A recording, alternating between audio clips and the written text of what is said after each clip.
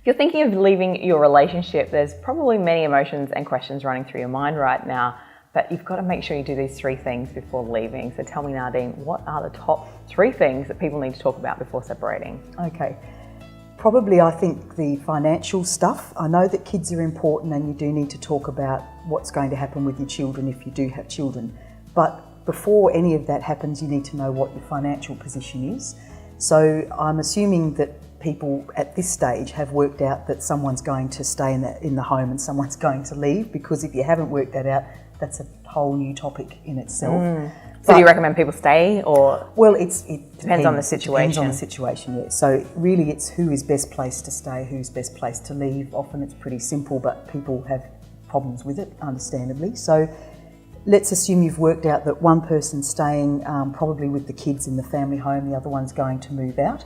So straight away, if you've got a mortgage, then you've got to think about the other person paying rent on top of that mortgage.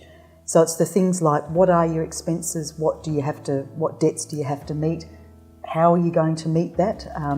You've come from probably a joint income pooled together to pay these expenses. It's now going to be separated because you've got different and extra expenses. So you really need to know all of that before you move out and before you get involved and sign up on a lease and so on. So a lot of people, one person moves out, they don't talk about anything. They just go. And it can go for a year pretty much, where everyone's just still pooling money and assets and everything, and it gets quite messy then, doesn't it? You're floundering around, you're trying to work out who's going to pay what. The electricity bill comes up and then you're arguing about what part of that the other person should pay. So all very reasonable things to be thinking about, but if you can establish them before you actually do the separation.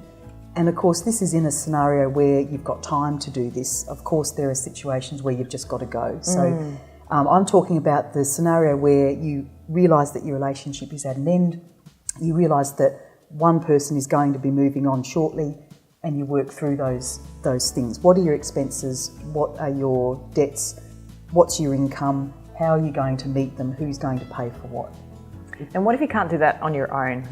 Yeah, so you can go to mediation is a great way of doing all of that. Of course, come and get advice about those sorts of things that you might not even think about. On my website, there's a fact sheet about all of that sort of stuff, and it's even thinking about, joint accounts. Has the other person got your password on internet banking? Is that a good idea to continue on with that, or should you be separating your finances? So there's a checklist of things to think about financially. So number 1 is probably work out your finances, and then number 2 is try and agree what you can about what's going to be paid and by who moving forward until you've finalised your property overall, settlement, which can take a long time, as you said. Yeah. And then the third thing is the kids. Who's going to look after them? How are they going to get to and from school? Where are they going to stay? How much time are they going to spend with the other parent? Those sorts of arrangements. If you can arrange that and agree that before the separation, it makes things so much smoother.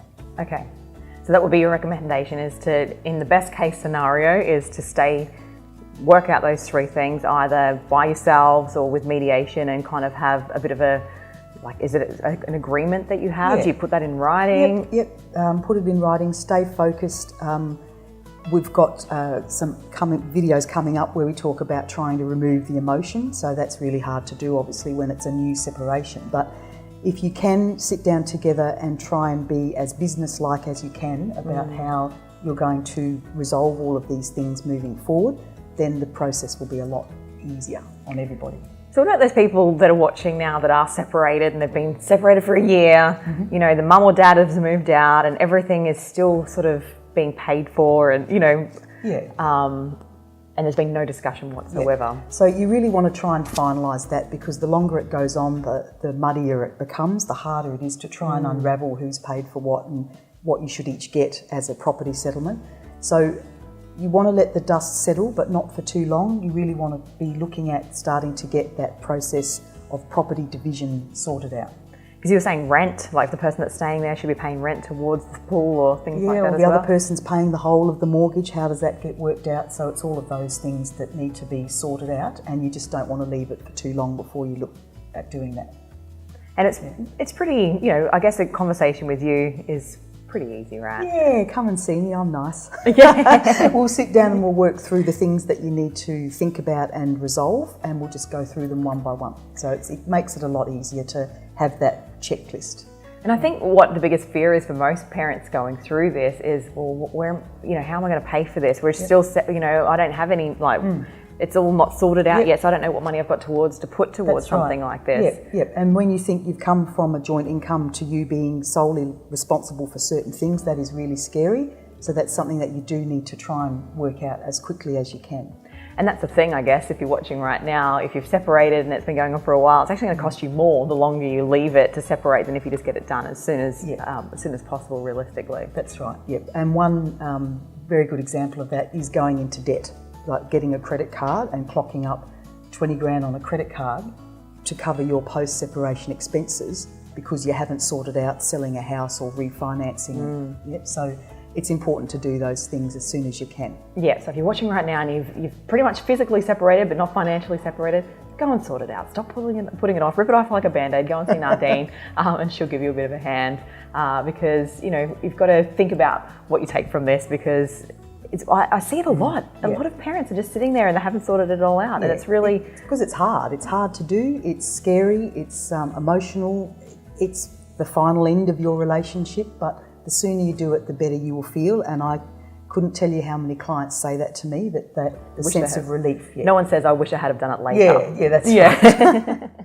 So if you are separating and you need some advice, definitely go and see the team from Collier Lawyers today. Nadine would love to help you through this difficult time.